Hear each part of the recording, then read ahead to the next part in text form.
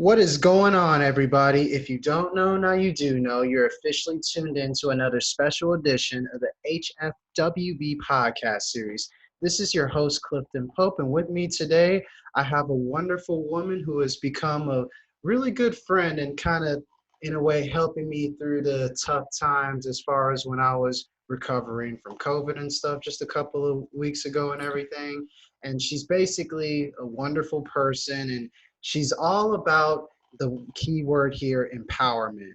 And that's something we're going to get into a lot here on this episode. And if you have no idea who I'm talking about at this point, I would like to introduce y'all to Miss Tilde Guajardo from Womanars herself on the HFWB podcast series. Welcome aboard, Tilda. Hi, Clifton. Thanks for having me.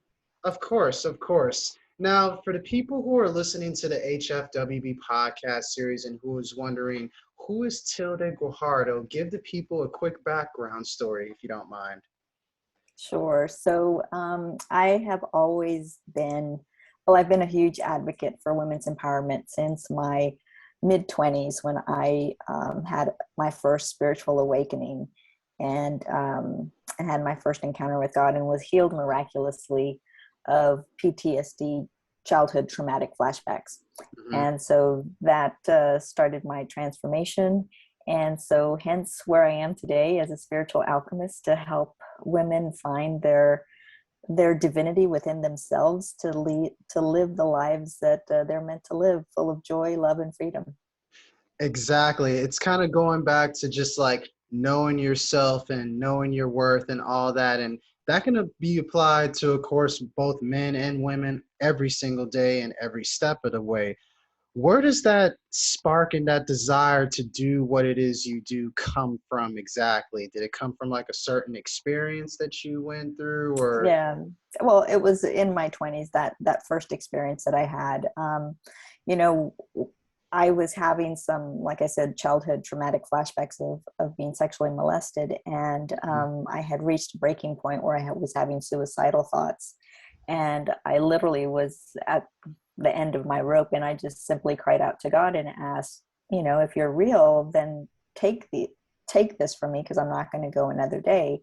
Mm-hmm. And, I had, he did. God removed those flashbacks from me miraculously. And since then, I've never had another flashback. What it did though, was that, when you're hopeless and you're in darkness, and all of a sudden you see the light, it's a totally different world that you're able to see. And I was able to see the woman that I wanted to become. And so I started to do the work, because I still had anger, fear, and shame from that childhood past that I had to work through. So I did the work, and I read books voraciously, and ultimately I found out that what the practices that I had started to integrate into my life were part of positive psychology. So in 2015, I became certified as a positive psychology practitioner. Because they had changed my life. And so in my early 30s, I started to do women's empowerment workshops. I started to lead women's ministries because I thought, okay, if I can do this, then anybody can do it, right? If they have a traumatic past like that. I can do better.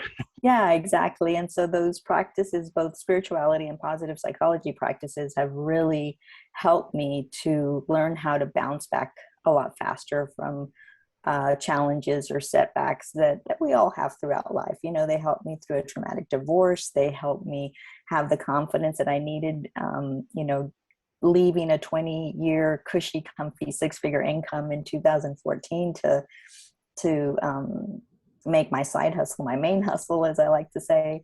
Yeah. And so it's really, really helped me to just be confident in who I am and how I want to show up in the world, and to be able to follow my dreams and desires. A lot of people call me courageous because they see me traveling, and doing some crazy things like selling everything. I sold everything in 2018 to see the world and do what I love around the world. And people, I'll often say, they admire me so much because I'm doing things that they wish they had the courage to do. And the fact is that we all have the courage to do that, right? It's Yes, just, yes. do you believe in yourself enough to do it?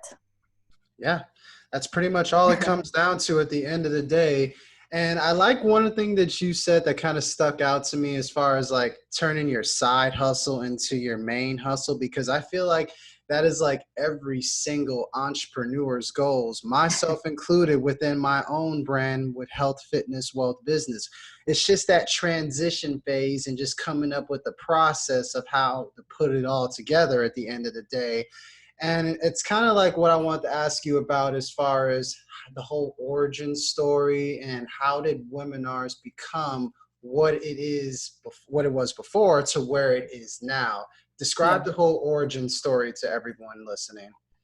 Yeah, so when I first had the idea of Womanars, it was divinely inspired as well. I was still working at a full-time job, and I had gone through a traumatic divorce and was asking myself, what is it that I'm really passionate about, and what is it that I really want to do for the second half of my life, that's going to make an impact. And I went back to, I had always been passionate about empowering women and girls, but I had stopped doing that because I had made my ex-husband's dreams my own. So I had put my dreams aside. And so I really started to think about it, and I started to see that there was a gap, for women, that there was not a resource that, gave them inspiration, education, and was able to connect them together. And to so that they wouldn't feel alone, so that we wouldn't feel alone. And so hence Womanars was born. And the tagline, the power of women, that you see on our logo, Yes. was specifically because I always thought, it's about connecting with our hearts, connecting with God, and Yes. finding the power within ourselves Yeah. individually first, but then also to be able to collaborate and see the collective power that we have together when we are showing up as our authentic selves and in our, as our divine self as well.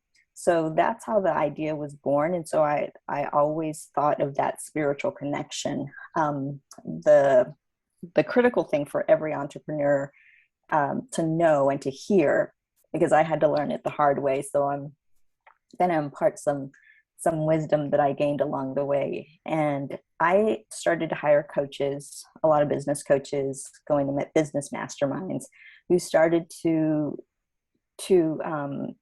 tell me that I couldn't do that, that was not sellable, right? The spiritual piece was not sellable.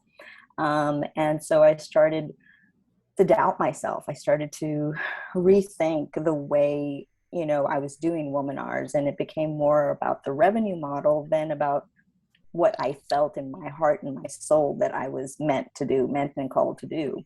Mm-hmm. And so I spent a good number of years chasing that, until finally in 2017, 2018, I decided to stop and really go back, and really stay still and think about, like, what is it that I really want to do here? Because it hadn't been working the way that other people had told me to do it, right? Because it never felt right. Yep. So it never really took off the way that I envisioned it taking off. And so in 2018, I really thought, okay, I'm just going to start all over. And that's one thing about me, Clifton, that you'll learn. I'm not afraid to start over. And so in 2018, it was just like, okay, I'm going to test this. I'm going to see if people are interested in combining spirituality with entrepreneurship, and so I set off and I went to Europe and did that. And turns out that women are actually loving it. They need that. They want that. And I really believe that we're going from what's the technology or industrial age into the spiritual age right now, to where we're going to have to learn how to do business differently.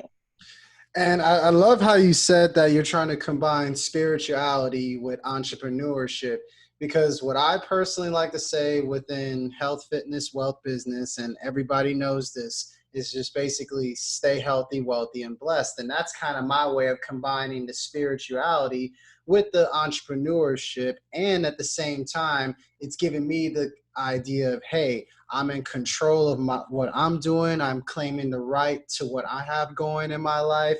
And that's kind of like the whole idea of what empowerment really is about, as far as just taking control of your life and claiming what's yours and what belongs to you and basically what's right at the end of the day. For that lost soul, Tilde, who is listening to the podcast right now and listening to this conversation that we're having, if you could give them 3 key pieces of advice that you could think of off the top of your head to help them empower themselves, what would it be? Well, I have a masterclass on 3 things on my website. It's a free masterclass that people can go to iamtilde.com and take it. Go check that out, y'all, for more exclusive stuff. Yeah, and so but in that masterclass, the 3 things that I cover are your eros, or your who are you? That's the first thing. To know your strengths. To know your strengths. A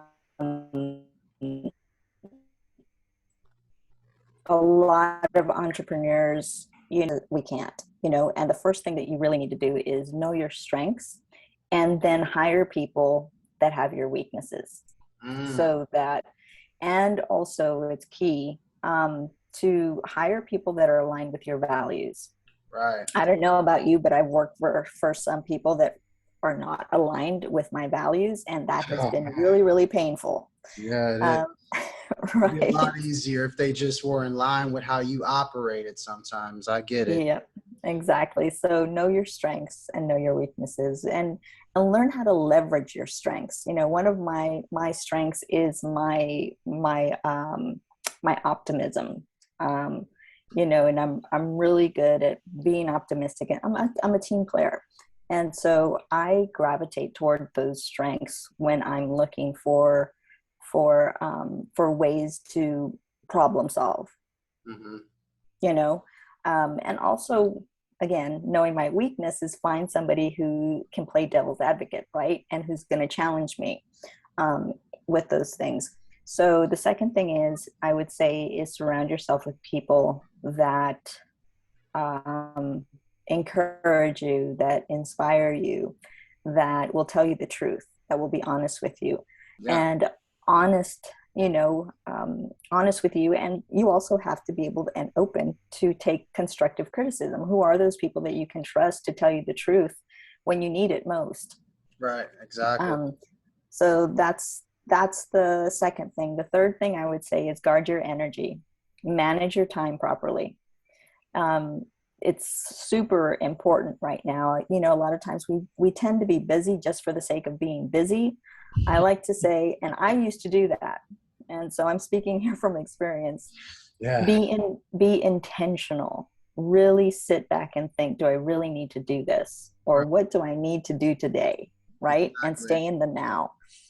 Stay in the now. Like today, this is a podcast. I'm here. I'm now. I'm not thinking about anything else except providing information for people that they can use, right away.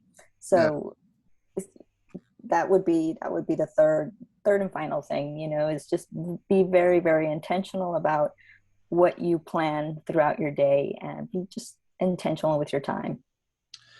That's all great stuff. And be sure to check out Tilde's masterclass to understand those 3 points and to break it down a little bit more in details. And what I want to point out, one last thing before we wrap everything up, Tilde, a lot of people don't realize is that you're an international speaker in your own right, and your message gets across all over the country and in certain parts of the world and everything.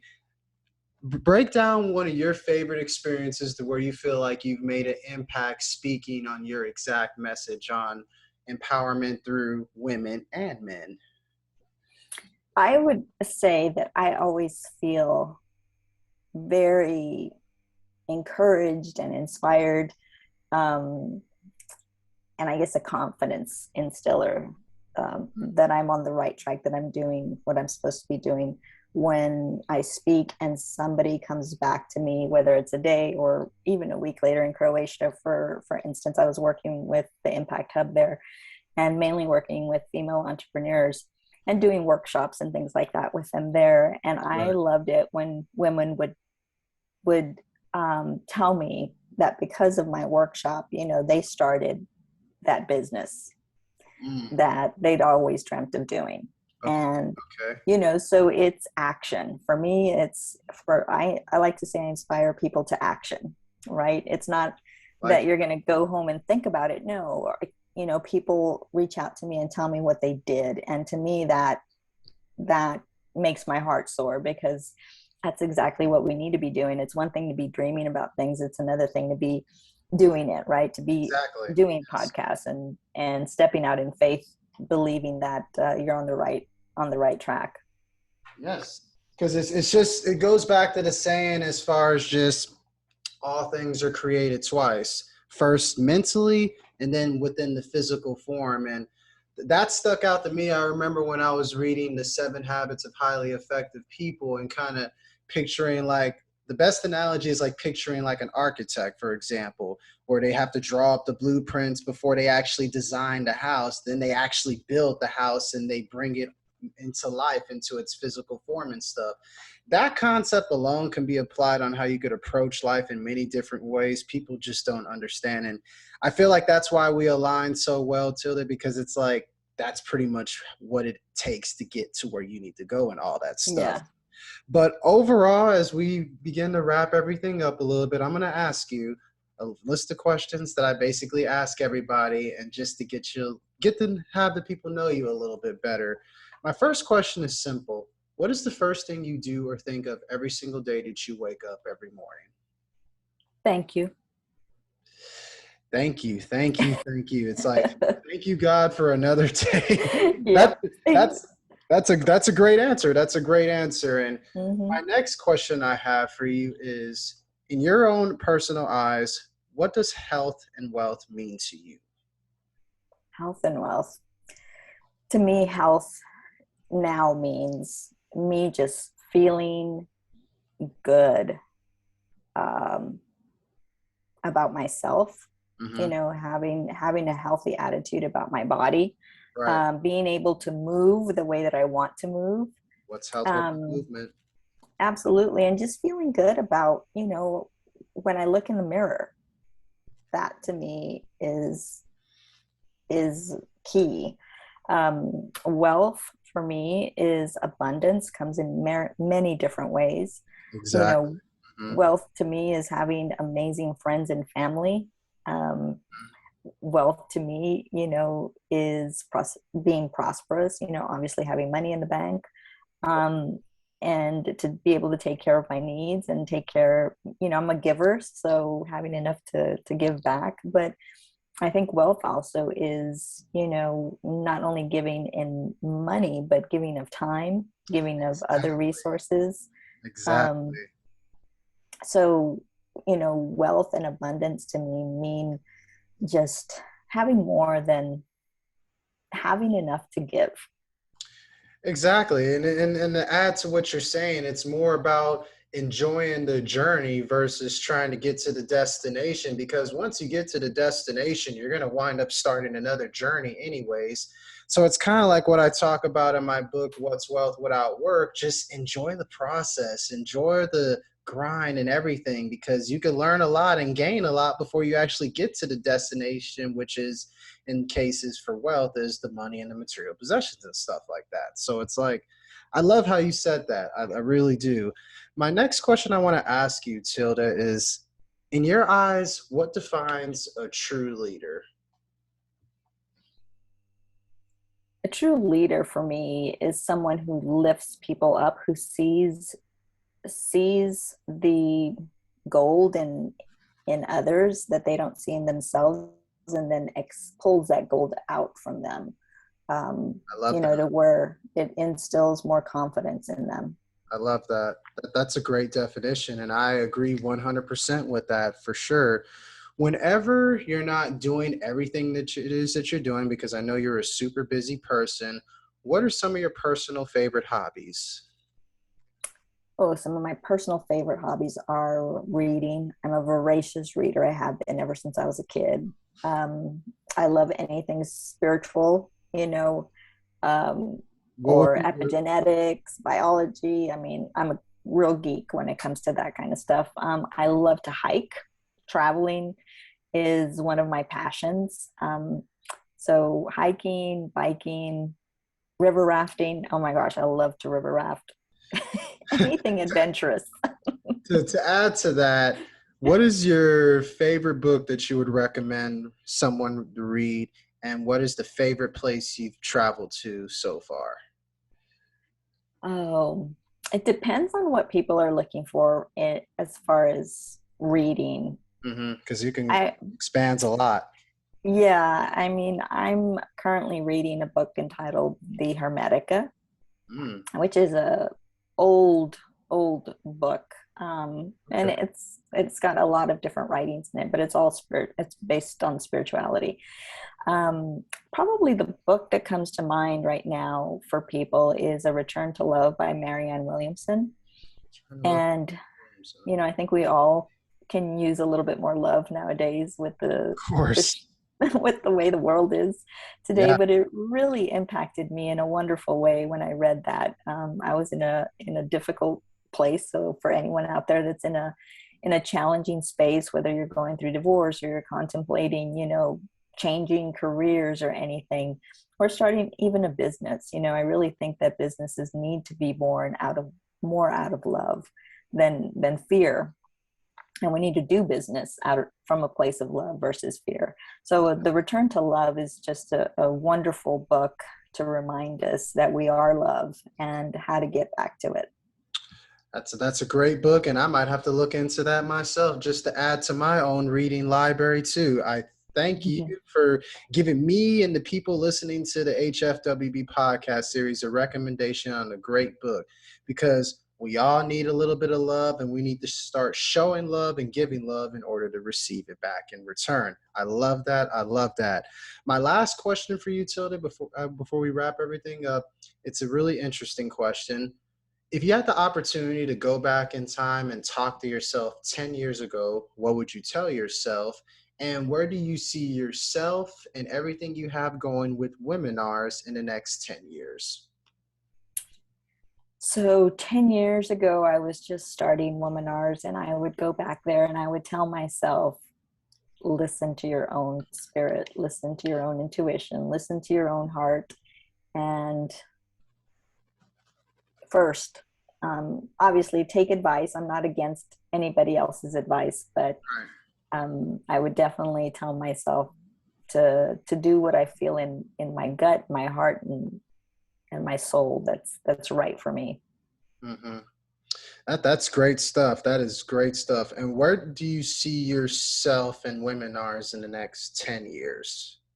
The next 10 years, Yes. I see I see myself going to different cities, different parts of the world, um, following my spirit, um, and allowing it to lead me to the places that are in need of the message that I'm carrying. To have faith in ourselves, um, and in God, in Yes. order to create the world that we want to live in, to be the change that we want to see in the world, and to stop looking for saviors outside of ourselves. Exactly, exactly.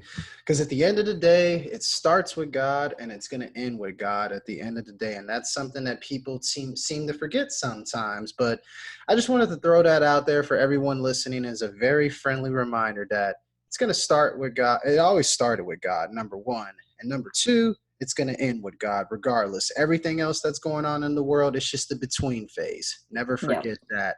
But Tilda, for everyone who wants to get in contact with you and who wants to reach out to you for like just everything you have going on with Womenars, your classes and everything, give them your contact information. Yeah, they can go to my website to iamtilde.com. Like I said, there's a free masterclass there that you can register for, and you'll get on our list.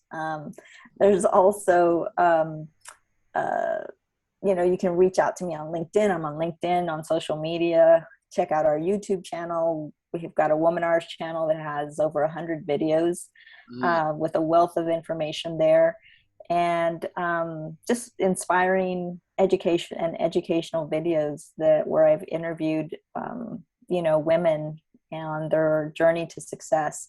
And so that you might find that interesting. And then also, on Facebook, on Instagram, on TikTok, I've got I am tilde on TikTok, where I'm currently doing a 30-day gratitude challenge. It's my birthday month, so I figured the month of August is all about gratitude. So if people want to check me out there, and just reach out to me at tilde@womanars.com for any questions or anything. If you want me to speak at your next event, I'm here.